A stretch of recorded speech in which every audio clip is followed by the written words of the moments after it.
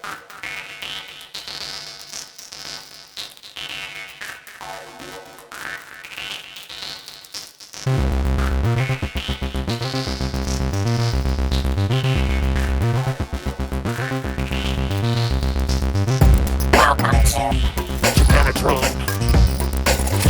to Japanatron. Hello, welcome to Japanatron. My name is Dave Pavlina, and Japanatron is a podcast all about life in Japan and Japanese culture. Today's topic is Japanese service, and Japanese service is world-renowned. And why is it world-renowned? It's world-renowned for being totally freaking awesome, okay? Japanese pride themselves on their impeccable service. And why do they do this? Maybe it's some kind of cultural, there's some kind of cultural explanation for this. But I think it's because their tourism industry is very, very important, and they want you to come here. They want to just blow you away with their amazing service and spend a whole bunch of money, and then they want you to go back to your home country and tell all your friends about how amazing their service is. That's probably the reason why it's so awesome. And they have this thing down. As I've said in other episodes, in the restaurant episode, I think it was, in the store episode, they have an expression, in the U.S. we have an expression that says the customer comes first, the customer's always right, or whatever. The customer's always right. In Japan, the saying is the customer is your god. So that just tells you how awesome their service is. So I'm going to talk about the good. I have 4 examples of just amazing service that blows me away. And then I'm going to talk about the not so good. 4 examples of the not so good that kind of confuse me.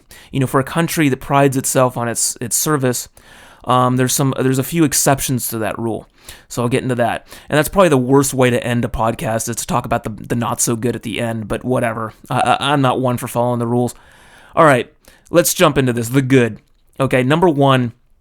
This was probably my first impression, and it's pretty much one of few first impressions that almost everyone who visits here is going to have, and that's the hotels. Oh my God, the hotels, the service at the hotels, especially the high-end expensive hotels, blow me away. Putting it succinctly, you are a god. You are a fucking god to the people at the hotel, okay? And it's funny, you just find yourself surrounded by this army of staff that has been born to serve you, and you feel like a god. And it's funny, is everyone's bowing to me, and I'm always like, I'm just feeling like, bow to me, bitches, I am your god. I love the hotel service in Japan.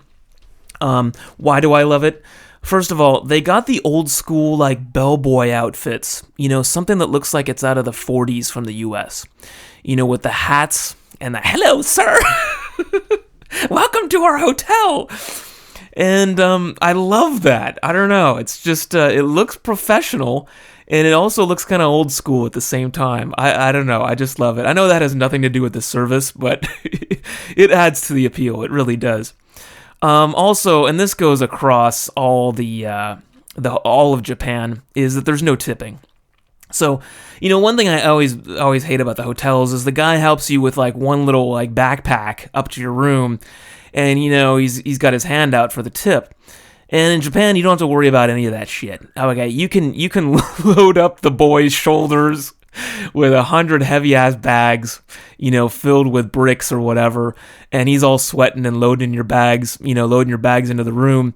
And don't worry about the tip. He's not going to ask. He's not going to expect it. They just do not do that here. They do not do tipping. They'll probably get the tip somehow by just charging you a insanely expensive room rate. But you don't have to worry about the tipping. And the worst thing for me about tipping is not the money. I really don't care about paying a little extra for good service. I really don't. The thing to me is, like, how much is it? There's never any clear rules, really, on tipping. Well, there are rules, but it's always like, do I tip in this situation or don't I? I mean, like, the guy helped me with, like, a little purse or something, a little handbag or whatever. Do I tip for that? I mean, shit. I'm always inclined to refuse service in American hotels just because I want to avoid that awkwardness of, do I tip or do I don't tip? Do I tip at the end, of the whole stay? How much do I tip? I only have a $50 bill in my wallet. Oh, fuck. Yeah, I always hate that awkwardness. So that's one thing I love about Japan, is the no tipping thing. And that goes across the board with all the service examples here. But the hotels, you are a god. Bow to me and worship me. And I have a good story about this. The very first time I visited Japan, I think I was like 21, 22 years old. My first job out of college, I was an IT guy, and the boss of the department said, "Hey, we got to help do some upgrades in our Tokyo office," and the Tokyo office did not have any IT support. They had some coverage through a contractor, but that was about it. And so whenever we wanted to do upgrades, we had to go out there. So very first time I get to go out with the big boss to Tokyo, and we fly out separately. He goes a week before me, and I come alone the following week. My first trip abroad, really. My shiny new passport, and I'm all totally excited because, it's Japan, and you can't get any more foreign than that, really. All the signs I can't read, and I'm on this limousine bus thing, going to the hotel, and we're staying at the New Otani in central Tokyo. I think in the Akasaka area, if I remember correctly. And I'm a 21-year-old douchebag fresh out of college, and I haul up to the New Otani, my jeans and a t-shirt, such a fucking douche. And, I got my bag, and I'm just swarmed with service. I got bellboys and bellhops, I don't know what the difference is. And they're all, bowing to me and worshiping me, and I check in, and they're speaking impeccable English. And I was not expecting that at all. I knew Japan's service was good, but I didn't know it was that good. And I check in, and I got maybe 10 people forming a circle around me, bowing to me. Okay, so then it gets better. He loads my one bag. I'm a 21-year-old guy. I don't travel very heavy here. And he loads my one bag up onto this cart, and he takes me up, and he doesn't speak much English, and I don't blame him. I don't judge him for that. I don't speak any Japanese at this point. And he's making a little idle banter, and he's doing a pretty good job. How are you? How was the flight? Blah, blah, blah. And so he takes me in the room, opens the door for me. It felt like a date. It felt like I was on a date with the bellhop guy. So he loads my bags in, and I had never experienced this level of service. Usually in America, they just chuck your bag in the room and say, "Fuck you very much," and leave. Where's my tip? Okay, I'm exaggerating on that, but anyways, he takes me in the room, and then he proceeds to give me a tour of the room. He explains the high-tech electronic controls, for the alarm clock, and they got this really nice music system in there that plays this relaxing kind of meditation music. And then they got this, they got the high-tech toilet seat, that washes your ass for you. And they got the shower with the anti-fog everything, and all these things I couldn't read. And he's explaining everything to me. And he's giving me a whole tour of how to live in this high-tech, awesome Tokyo hotel room. And that was it. And I knew, fortunately, I'd done my little homework on the plane over. I knew there was no tipping. He didn't stick his hand out, of course. There was no awkwardness. He just said, "Okay, have a good evening," and that was it. And I was like, wow, man, that is service. And anytime you needed anything, they were gonna bend over backwards for you at that hotel. And I'm sure any other high-class hotel, in the big cities anywhere in Japan is like that. All the hotels I've stayed at, even cheaper hotels, cheaper business hotels, they just bend over backwards. They will worship you. And it's incredible. Hotels, God bless you, Japan. Really well done on that. Your service is impeccable. Moving on. And a close, this is in no particular order, because this second one also blows me away. Hair salons. Hair salons, let's talk about that. Japan, you got your shit together. Hair salons, yes, they are expensive. And I'm not talking about the quick, $10, 1,000 yen, 500 yen, haircut and a blowjob. No, not those places. I'm talking about like the 5,000 yen, haircut and all that other shit. Okay. It's expensive. Again, there's no tipping, so that helps out a little bit. But the hair salons blow me away. It is not just a haircut. It is an experience. It is a day at the spa. It's not. They build so much other service into the experience of getting a haircut that for 5,000 yen, yeah, it's pricey, but it's an experience, and it's a nice, slow, relaxing haircut experience. It really feels like I'm at a spa. That's the best way I can explain it.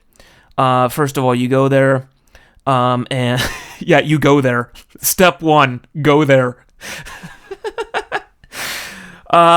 There's like multiple shampoo sessions. Okay, so they start out and they give you this like sensuous shampoo.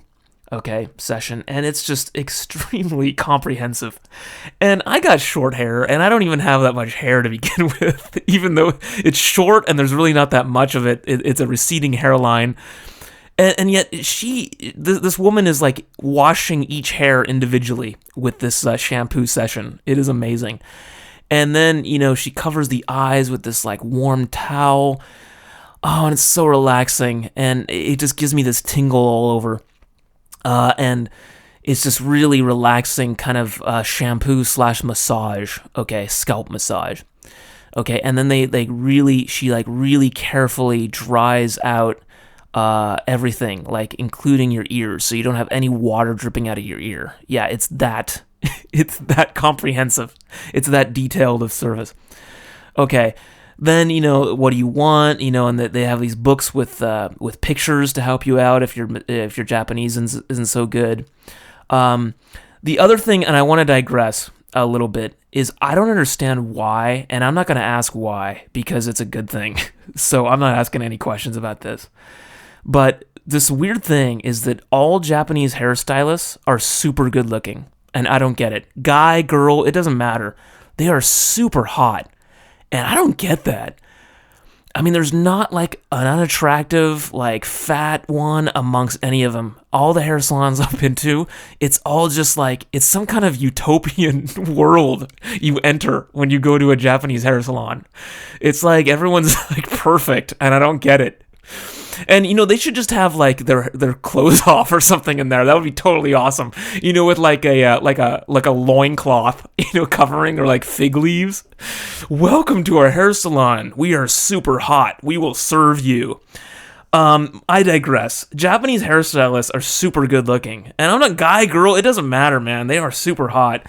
Go check it out, man. If you're visiting Japan, you live here, you probably already know this, but if you're visiting, check out a Japanese hair salon. I don't get it. They're like all models in there, super hot. Maybe because they, they know style and all that, and they put in the effort to make themselves look super hot. Continuing on, okay, so you get your hair cut, and they'll make some conversation, which is awesome because for me, this is like a free Japanese lesson. Well, not free, but it's like a Japanese lesson rolled into this like day at the spa and a haircut. So it kind of works out. Because a Japanese lesson's going to run like 3,500 yen at least for an hour. So, hey, I'm getting a good deal here. A little Japanese lesson. Ask them some questions about kanji and stuff. Get your money's worth. And then, okay, so you get your hair cut. And then there's like a head and shoulder massage usually thrown in. And they'll put like a hot towel around your shoulder, maybe around your neck. And maybe on your head, and they'll give you like a shoulder massage, a little shiatsu. Then another person will show up with a little drink menu and bring you some hot tea, some amazing herbal tea, or something just out of this world. It's always awesome. I don't get how they do this. And yeah, it is a day at the spa. Okay, and then after that, then you get another shampoo session, probably. Again, very sensual, slow, cleaning every individual hair one at a time. And I have a funny story. I don't go to these places so much anymore. And I really... It's both a good and bad thing. I mean, it's expensive, so it gets pricey if you keep going, obviously, like every month or so. And so I kind of gone the cheap route for a number of years lately, and just shave my own head or whatever, because I don't see that. I don't want to spend 5,000 yen on like a woman just shaving my head, But hey, I digress. But when I used to live out in the countryside in Tolturi, I used to go all the time, because the women working there were super hot. And they got me, like, addicted to it, man. Like, they said, like, hey, come back, we got this whole track worked out for you. You got to come on, come in 4 weeks or something, and your hair should be ready for the next haircut or something. They got me addicted to it. Damn it. And anyways, I used to come to this place in Tolturi all the time, maybe once every month and a half. It was just my day at the spa. It was a cool way to relax, and I always got the same hairstylist. And I don't know, she enchanted me with her enchantments. She was like a witch or something, a good a pretty haircutting witch. she enchanted me with this like fairy dust, and she used to kind of upsell. And you got to watch out for this. She sold me on this thing called a paku. A pack? I don't know what the shit this is. Still to this day, this is years ago, I still to this day do not know what treatment I underwent. And I did this several times. She said, hey, do you want a paku? And she said it's really relaxing. It's a treatment for your hair or something like that. That's all I could figure out. I didn't know what the fuck it was doing to my hair. It wasn't dye or anything like that. It wasn't perm. It'd be funny to come out with like a curly perm. White guy with an afro or something, I don't know, dreadlocks. Hey, man. But I didn't really understand fully what I was going to get, but shit, she was just she enchanted me. I was mesmerized. So she sold me on it, and it wasn't just one time. I was like several times. They put this goo all over my hair and some plastic or something like that. And from what I could figure out, it was some kind of conditioning treatment. And I don't know if I was really in need of that. Considering how short my hair is, it really doesn't matter if it's dry or wet or whatever. I mean, my hair is super short to begin with. But anyways, she sold me on that. And yeah, it was good. It was relaxing. And she just enchanted me. And God bless you, hair salons. You guys are amazing. Your service is out of the water. It's also expensive, but hey, there's no tip. So, yeah, hair salons, check them out. Moving on. Konbini, the convenience stores called Konbini. Konbini. Konbinis, convenience stores in Japan. Oh, wow, these are awesome. The first reason they're awesome, the service here, you can do anything you fucking want at a Konbini. You can pay bills, you can do your banking, you can ship stuff, you can cook your lunch. They got a bunch of like microwave ovens there. You could buy tons of shit like beer and pornos and condoms and cigarettes and underwear and a necktie. I don't understand that. It's like some salaryman went on a business trip and just forgot his whole bag, If you're like a naked salaryman, you go to a Konbini. You can get your whole suit and tie fucking figured out at a Konbini. Anything you want. You can fill up your payment card. You can buy tickets. You got your beer and you got your liquor, your cheap liquor. You got cheap lunch. Everything you fucking want to do is at a Konbini. That's all you need in Japan to live. For life, all you need is a Konbini. They're everywhere. Number 2 reason they're awesome is they're everywhere. Hence the name Konbini. Convenient. They're fucking everywhere. There's a convenience store next to another one, across from another one. It's like Starbucks, but like on steroids. One thing I'll say about the service at Konbinis, and I'm not going to give them a hard time for this, is don't expect like hotel level service at a convenience store because you're not paying hotel level prices. Most of the employees are like douchebag college kids, maybe even a high school kid. Okay, they don't give a fuck about you. And God bless them for that, because when I was in high school or college, I didn't give a shit about anybody. I still don't give a shit about anybody. But, I'm older and I'm better at hiding it. But when I was in college, fuck it. Fuck the world, man. Fuck you. But they have to, present some kind of level of decent service. So they're gonna spit out, this Keigo that they've studied, like, for an hour or so with the manager or something to kind of cover up the fact that they're a douchebag. I don't care. God bless them for that. Some old assholes, some old women will give them a hard time, correcting their Keigo or something, giving them a hard time, but I don't do that shit. Don't do that shit. And here's why. Because remember when you were that age, you were a fucking douchebag too. Everybody is, okay? So just remember that time in your life and reflect it on there, okay? They're working at a fucking convenience store and, they're studying through college or high school or whatever. Just don't give them a hard fucking time. Let them be a little fucking douchebag, because I certainly was. So don't correct their Kago. Don't give them a hard time on that shit. Number 2 reason you don't want to give these people a hard time is because they're often handling food. Okay, they can shit on it, they can piss on it, they can spit on it, they can jizz on it. Okay, they scoop up their your karage, your fried chicken nuggets, and then they jizz all over it or something. You think it's sauce or something. So don't give them a hard time. These people are handling fucking food. Okay, you're gonna put that shit in your mouth right after you buy it. So do not give these people a hard time. Okay, that's why I give them a break. Otherwise, hey, their service is awesome. Okay, convenience stores, you can do anything you fucking want there. There's everything is there. ATM, everything. Oh yeah, the other cool thing is you can even ship stuff. I love that. You take a package there and ship it. Who knew? Who fucking knew?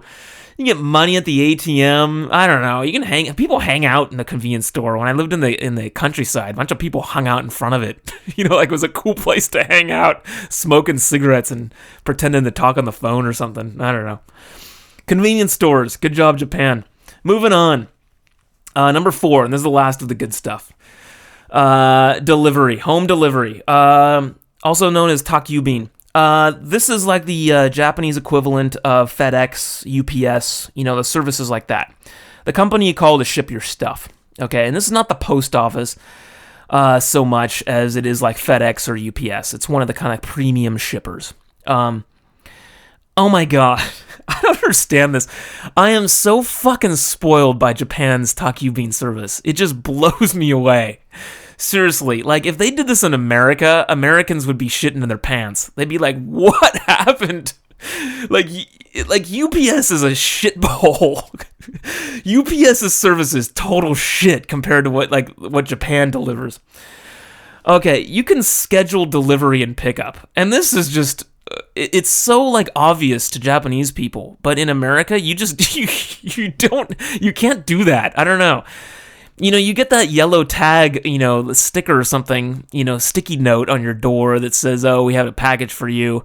And in the US, you gotta go and pick it up yourself or something, or they leave it at a neighbor's, or they just leave it on your porch. Okay, so there's your fucking security signature shit going on there. They just leave it on your porch.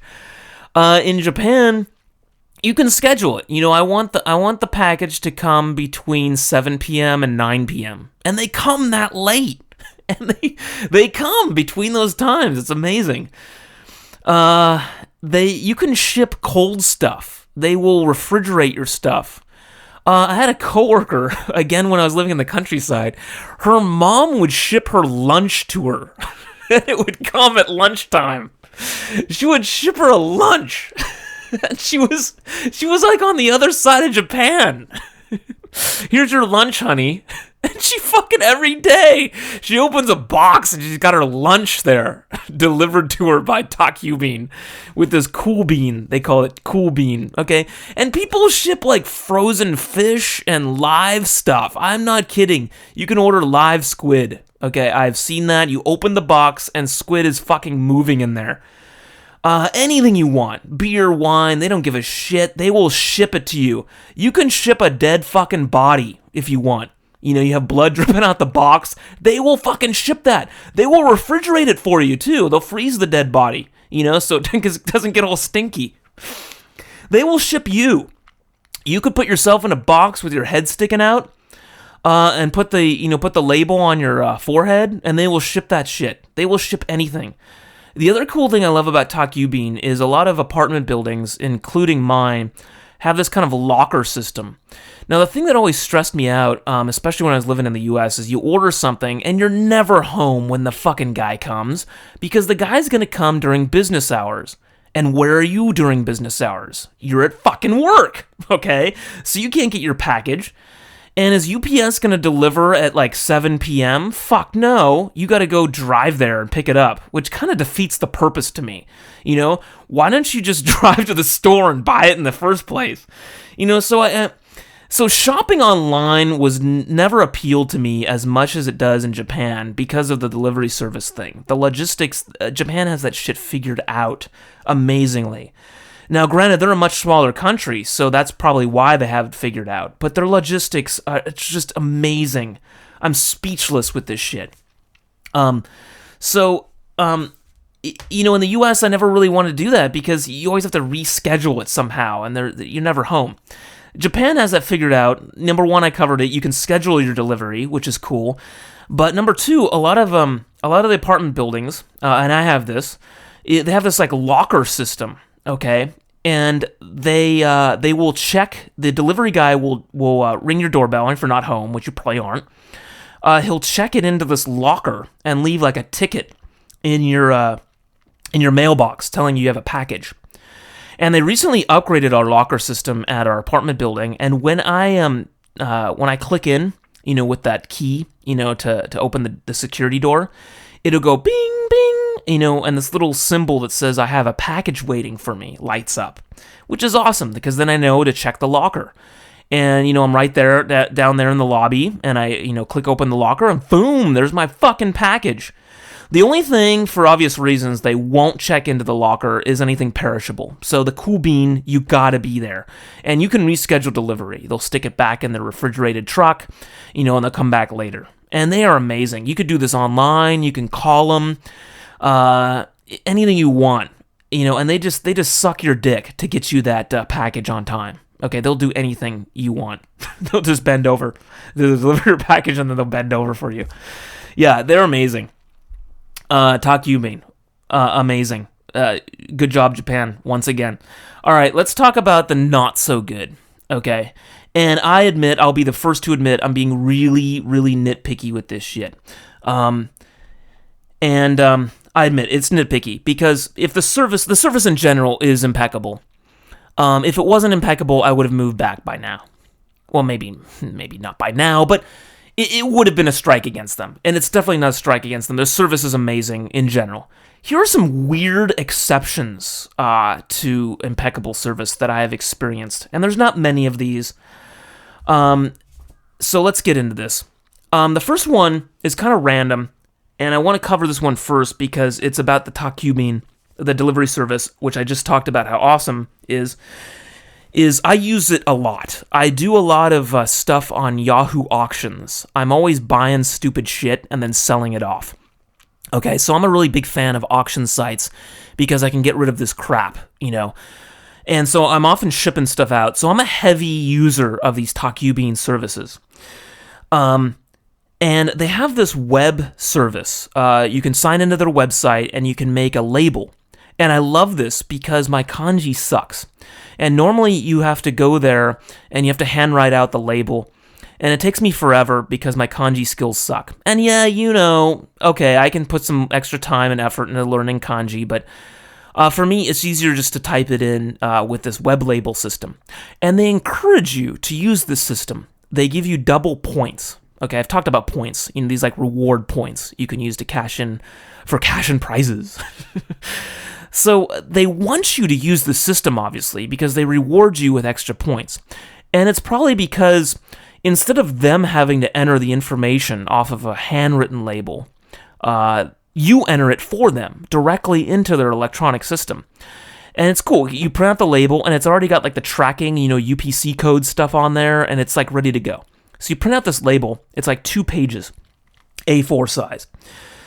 And I bring this to either one of the Takubin shipping centers or one of the konbinis, the convenience stores, where you can do. I'm talking specifically about Yamato Kuroneko, the black cat one, because that's the one I use heavily, mostly because they're just conveniently located to my house. But their service is awesome. But this is one exception. No one ever fucking knows what this label thing is. Nobody ever knows. I'd say it's about a 90 to 95% chance the person who's, you know, doing the package goes like, "What the fuck is this?" They look at me and they're like, "What is this?" And they got to call some manager over.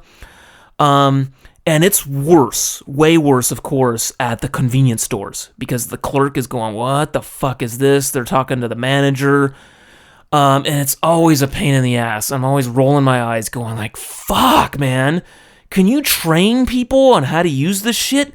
Because you're encouraging people to use it. You obviously want us to use it. You're rewarding me for using it. But none of the fucking staff ever know what the fuck this thing is. And it drives me nuts. Because I've done it so many times. I ship so much shit out that I know how to do it. I've told the convenience store clerks a number of times, like, okay, you scan that UPC code, then you enter the info, and then that's it. Okay, it's just the same. And they ask me, like, to handwrite the label again. I'm like, fuck. I'm like, no, I'm not doing that. I want my double points, asshole. Yeah, I don't get it. They're always confused by this thing, and I don't get it. I mean, someone's got to get their shit together. You know, come on, Japan, get your shit together.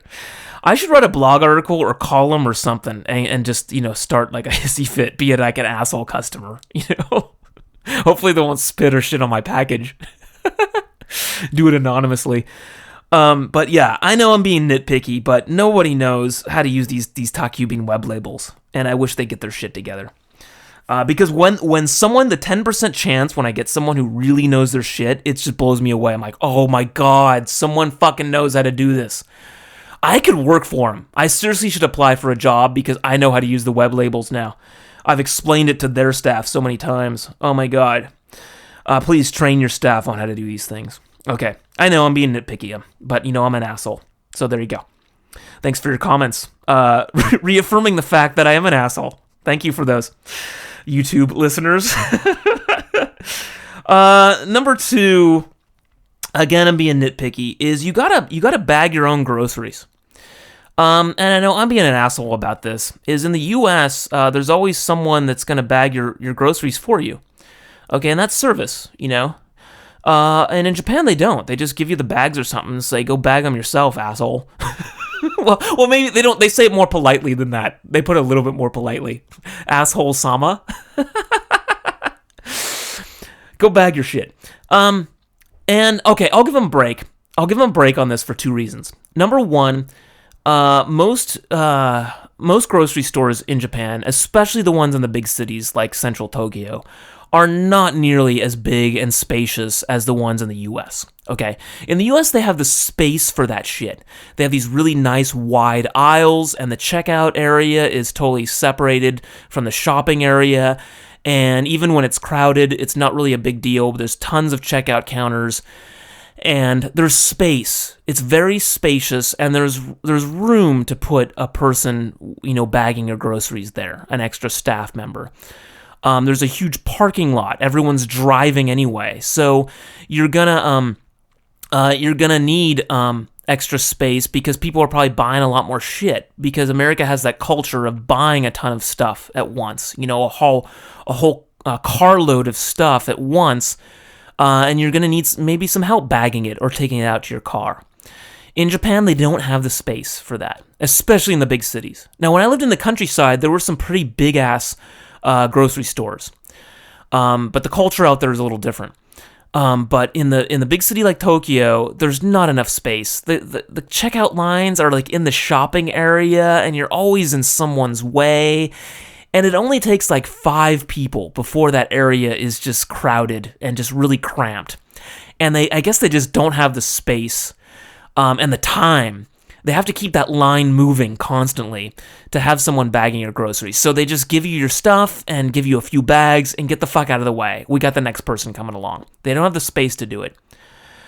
Second reason, and I kind of touched on this, is people in Japan just don't buy as much at once. Again, more so in the big cities, we don't have the car culture where we're just going to fill up the back of the Suburban, you know, with a month's worth of worth. God, I can't talk. Ugh, forgot English. Jesus, Japan. A month's worth of groceries in the back of your Suburban. And in Japan, they don't have that culture. You get this little basket and you fill it up for a day or two, okay? you don't buy as much at once. So you don't need that bagging service as badly as you do in America. One thing that is funny, though, I've seen like an 80-year-old woman or something, and she's buying a bunch of groceries, and the checkout person just throws the bags at him and then says, okay, good luck, old woman, with all those groceries, and she's used to it, okay? Japanese women, the old women, are the strongest people in the world. They can kick anyone's ass. They can go head-to-head with Rocky Balboa, dude. They'll kick anyone's ass. So that's probably why, because they got a bag and carry their own groceries, over to their apartment. So yeah, they don't bag your groceries, and I'll give them a break on that for those two reasons. But that is one thing that kind of always struck me, like, oh wow, Japan's service is so impeccable, but you got to bag your own groceries. So, no place is perfect. You can always bring that shit up. You always got the good with the bad. The next one, and this one kind of does piss me off, and I'm not going to give them a break on this. They don't fill the glass all the way. You order beer, you order coffee, you order water, you order tea with no ice, you order iced tea with no ice, and they never fill the glass all the way to the top.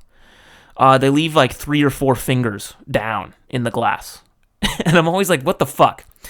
Now, with the beer, I've heard this fucking example, and this is such a douchebag thing to say, but I'm going to state it because the douchebags in the audience listening to this are going to be going, oh, but beer. With beer, they say you have to have the foam at the top because it holds in the gas, it holds in the carbonation, and makes it taste better. Okay? A proper beer has a proper head for the carbonation. Go fuck yourself with that. Give me beer to the top. Because any other country, especially the US and especially the UK, I've talked to my UK friends and colleagues about this, they will send that shit back. That is unacceptable. This is not a proper beer. Fill that shit to the fucking brim. It should be overflowing. My cup overflows, motherfucker. Why is my cup not overflowing? Okay, that's the sign of great service, is a cup fucking overflowing. And mine ain't fucking even close to overflowing in this country. Okay, now that explains the beer thing, okay? And the coffee and the tea, I've heard this other bullshit. Oh, it's modesty. It's the Japanese culture of modesty. Or, we want to leave you room for your milk and sugar. Or it's hot, okay? And, a traditional Japanese teacup has no handle on it. And you have to hold it by the top of the cup with your fingers, so we don't want you to burn yourself. Go fuck yourself! I want more fucking tea! I want a proper cup of coffee, asshole! Fill that shit up! Oh yeah, whenever I order a drink, man, I'm always feeling like I'm getting my ass ripped off. They're like ripping me a new asshole with this shit. It always looks stingy to me. And I'm always like, what the fuck? Where's the coffee? And what's always funny to me is I ask for something with no ice. And usually the logic between asking for something with no ice is because you want more of it. You don't want the ice taking up the space. And what do they fucking do? They fill it up even less. You get like half a cup of tea. Because, we didn't put any ice in it, so we're gonna give you even less of it. Motherfuckers! Fill that shit up. I don't get it. Okay? Whatever, dude. They don't fill up the glass all the way.